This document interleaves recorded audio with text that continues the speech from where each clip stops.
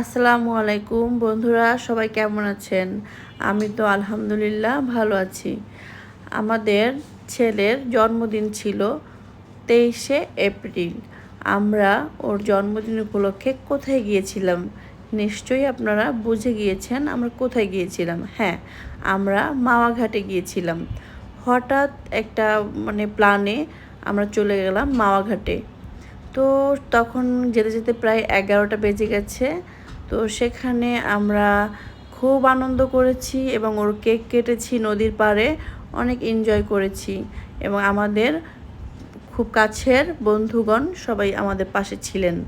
তো আমরা প্রথমে এই যে মাছগুলো দেখছেন, ইলিশ মাছ, এই মাছ আমরা পছন্দ করছিলাম যে কোন মাছগুলো খুব ফ্রেশ, টাটকা, যেগুলো খুব ভালো লাগবে খেতে, ঘ্রাণ হবে এবং টাটকা।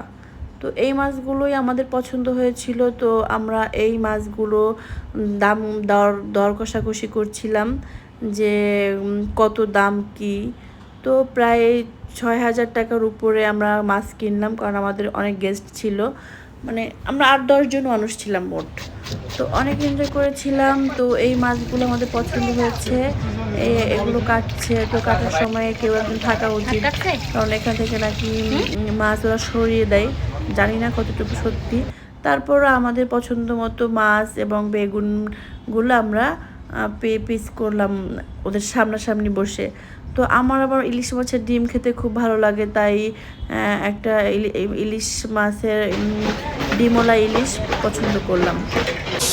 তো এই তো ওনারা মাছগুলো সুন্দর করে কেটে বেছে ধুয়ে হলুদের গুঁড়ো আর লবণ লাগিয়ে মাছগুলো তেলের পরে ভাজি করছিল।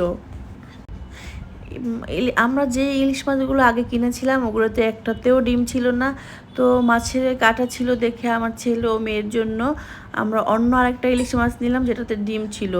সেই জন্য ওই ডিমওয়ালা ইলিশ মাছটা আমরা এক্সট্রা আরও কিছু টাকা বাড়ায় দিয়ে মাছটা কিনলাম।